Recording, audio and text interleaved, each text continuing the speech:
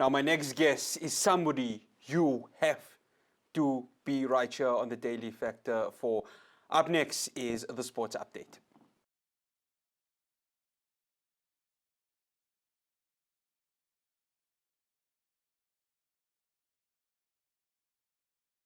Now, boxing has become a sport that has been one of the most hard hit during the COVID-19 lockdown. Since level 5, there's been few and from in terms of boxing matches that have been occurring in the country. Now, to discuss this with me is somebody who is well known in South Africa. He is one of the great world champions, not only of the world, but right here in South Africa. And he's been winning world titles way before I was even born. I'd like to welcome the legendary Brian Mitchell. Brian, good afternoon, and thank you so much for joining us.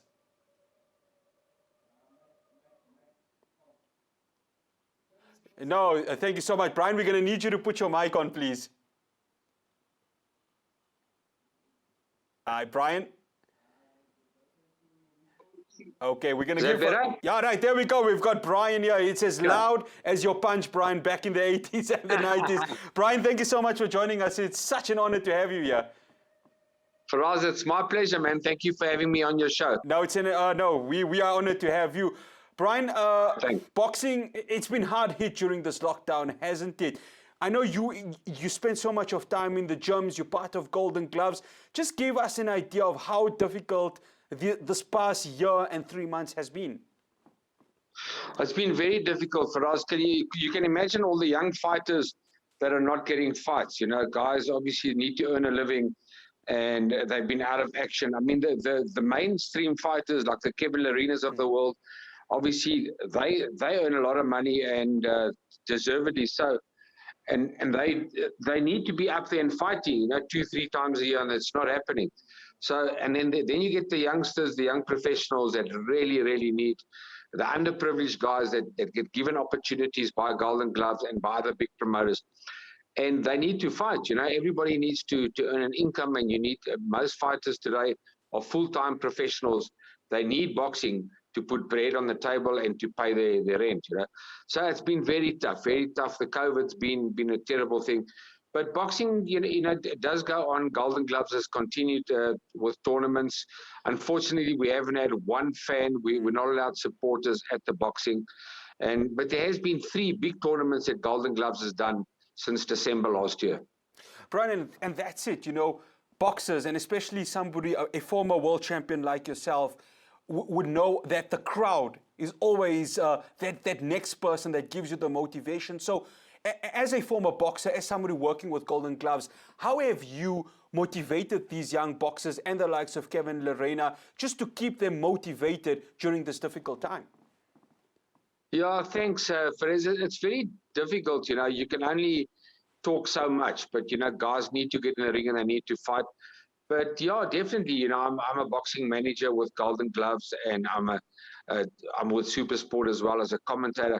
And I manage a lot of these youngsters, and I try and help them as much as I can, organizing them sponsorships, and just to keep them motivated, you know, just telling them that, you know, this dreaded disease will go away, and, you know, this pandemic will be over one day and you'll be back in the ring fighting. But yeah, very hard for the youngsters. It's really been a tough time. I mean, boxing, you can imagine, is a tough enough sport. To put your life on the line every time you get in a boxing ring, to be punched in the face, let's call it, and to train 3-4 hours a day, every day, and diet and fight a hard sport like boxing. And then to have this pandemic and to have it like taken away is really difficult. Brian, has there been, because we know that sport is like a profession, it is a profession, and with a profession means you need to feed your families or whoever that you are taking care of. Money has to be earned. So what has an organization, of course, like Golden Gloves, along with Boxing South Africa and the Department of Sports and Recreation, has there been any communication in trying to find a way to sustain these boxers financially?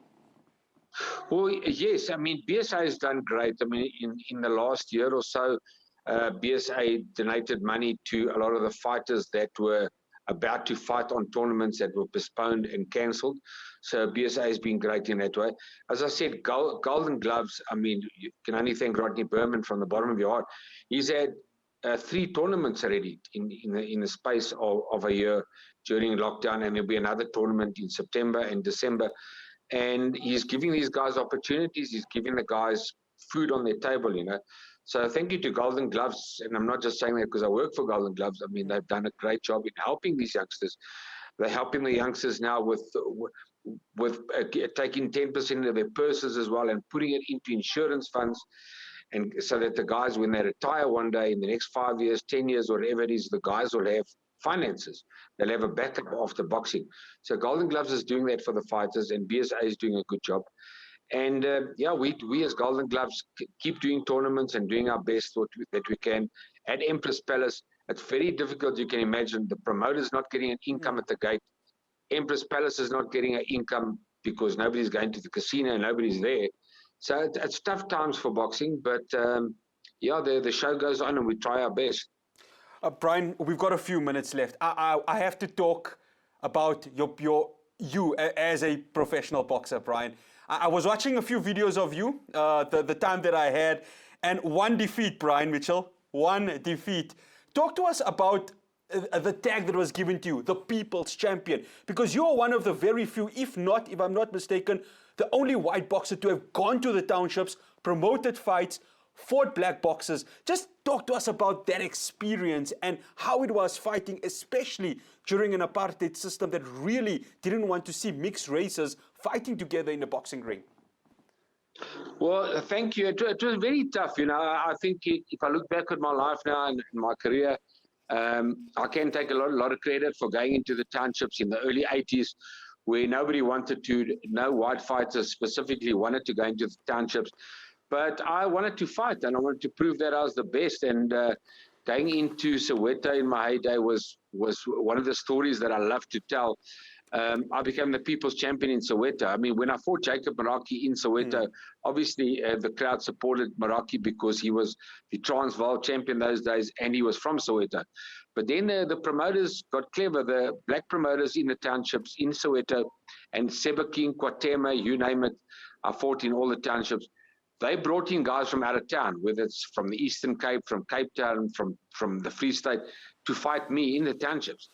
And here was this white kid getting all the applause from the black crowd. It was absolutely amazing. And I loved it. And I loved being the People's Champion. I loved fighting for the people. And I think because I trained so hard and because I was so fit and they saw that I was there to win, you know, our culture in South Africa, we love sportsmen and we love sportsmen that win. And if you're winning, everybody loves you. And I was the People's Champion. And yeah, I was proud to say that I had a lot of fights in the townships.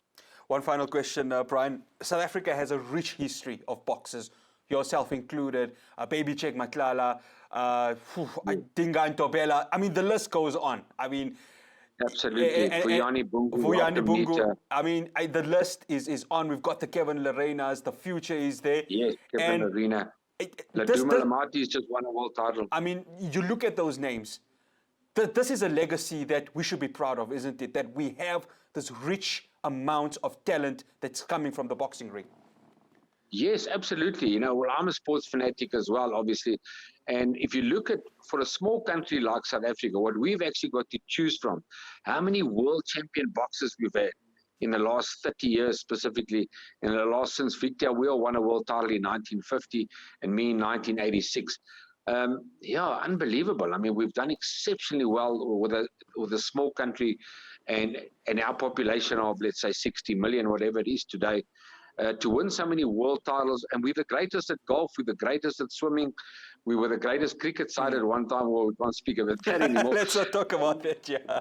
And we've won how many? We've won 2 World Cup Three World Cup titles, yeah. Three World Cup rugby titles. So everything, we are an amazing country, we're an amazing sporting nation. And sport brings people together, and that's what's wonderful about sport. Nelson Mandela, Francois Pienaar, who can ever forget that? I was honored enough to meet Nelson Mandela at the Tainais. The great Nelson Mandela wanted to meet Brian Mitchell. It can't get much bigger than that. So also one of my fondest memories, meeting the great Nelson Mandela. Brian Mitchell, former world champion, one defeat only. Let that sink in, guys. This has been a man that dominated the boxing ring, and it's such an honor to have you here. Brian, thank you so much. Continue your good work with Golden Gloves, and we'll definitely want to have you back on this show soon. Thank you so much. My pleasure being in your show. Love talking sport. Anytime you want to call me, I'm available. Well, there we go. The legend Brian Mitchell, he's just said it. Wow. That man, he is one of the greatest men to have stepped in the boxing ring from South Africa. And you just have to see his videos to understand the legacy that Brian Mitchell had. Short man, but I tell you what, he dominated his division in the boxing ring.